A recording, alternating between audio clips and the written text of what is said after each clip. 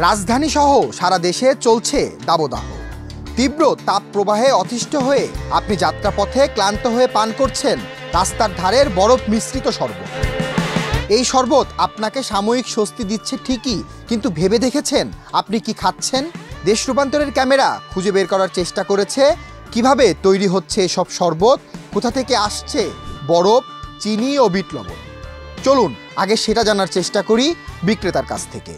আর আমরা তো খারাপ কিছু খাওয়াইতেছি না, যাই খাওয়াইতেছি ভালো খাওয়াইতেছি। বিক্রেতারা সবকিছু ভালো বললেও দোকানগুলোতে বরফ মেশানো পানি রাখা হয়েছে চাচের তৈরি ফিল্টারে। নেই ফিল্টারের নিজস্ব বিশুদ্ধকরণ সরঞ্জাম। জারের পানি আর বরফ মেশার পর পানিতে খালি চোখেই দেখা যাচ্ছে নোংরা, যে পানীয় পান করে আপনার হতে পারে জন্ডিস, ডায়রিয়া সহ পানিবাহিত রোগ।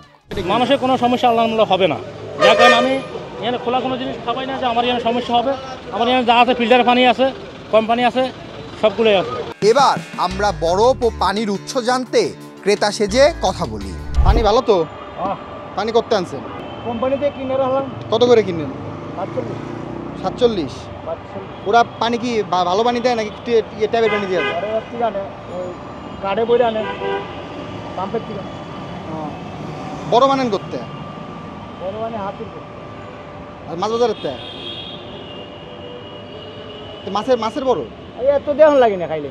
হ্যাঁ খাইলে এত খাওয়া লাগে, খাইলে চাইলে এত কিছু খাওয়া লাগে। তারপরও শুনি আর কি বরফ কর্তিকা এত ভর্তি দিয়ে আমার হইব 10 টাকা শরবত দিচ্ছি। বরফের কাঠ নিবেন? এই বরফের কাঠ আছে, আপনি 100 টাকা কাঠ দেন শরবত, তাহলে দেখেন বরফের কাঠ দেবো সব আমি গ্যারান্টি দিই। ডেলি 1000 টাকার পানি খাওয়াই এই রাস্তার কারে। অন্য শরবত লড়াই যে ইয়ার থেকে কলের থেকে বইরে বইরে লাইন না খাওয়া, 1 টাকার পানি কিনা খাওয়া না। ডেলি আমি 1000 টাকার পানি খাওয়াই। কিনা খাওয়ান? কিনা খাওয়াই। অন্যরা কি করে? হ্যাঁ অন্যরা কি করে? অন্যরা ওই যে ফুসকুনির থেকে আনে। আলাপচারিতার এক পর্যায়ে এই ব্যবসায়ী স্বীকার করে, এটা তো মাছের ব্যবহার করে, সব জায়গাতে ব্যবহার করেন।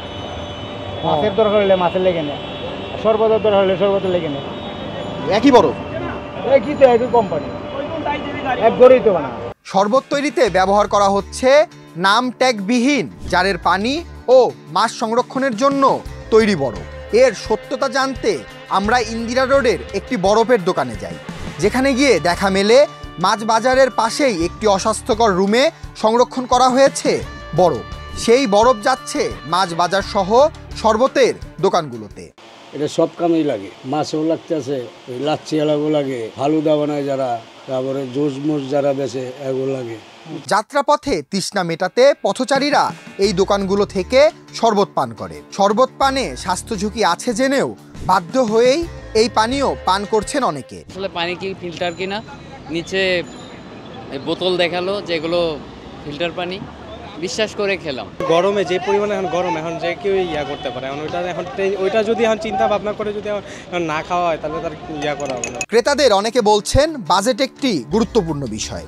10 টাকায় এই পানীয় তাদের জন্য অনেক সাশ্রয়ী। ঠান্ডা জাতীয় কোনো কিছু খাইতে গেলে দেখা যাচ্ছে যে আমার 30 বা 40 টাকা পে করতে হচ্ছে, সেখানে যদি আমি 10 টাকা দিয়ে জাস্ট একটু নর্মালভাবে খেলাম আর কি। বিশেষজ্ঞদের মতে রাস্তার পাশে ভ্রাম্যমাণ বিক্রেতাদের শরবত নিরাপদ নয়, যা খেলে বাড়তে পারে জন্ডিস, ডায়রিয়া সহ পানিবাহিত রোগ। তাই এই পানীয় এড়িয়ে চলা জরুরি। এই শরবত খাওয়ার মধ্য দিয়ে প্রথমত পানিবাহিত রোগগুলো এগুলো ছড়ায়, টাইফয়েড, জন্ডিস, আমাশা, হেপাটাইটিস এগুলো ছড়ায়। অন্যদিকে এর মধ্য দিয়ে আমাদের হজম করার যে ক্ষমতা পরিপাকতন্ত্রের, সেটিতে একটা উলটপালট ঘটে, ফলে পাতলা পায়খানা, বমি, ফুড পয়জনিং এগুলো হয়। অন্যদিকে এই যে নিষিদ্ধ যে ঘন চিনি বা বিট লবণ, এগুলোর কারণেও কিন্তু আমাদের শরীরের ক্ষতি হয়।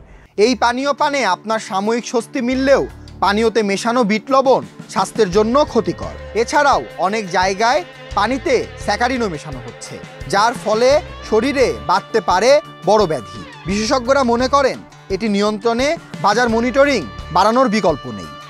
সুপন শিকদার, দেশ রূপান্তর।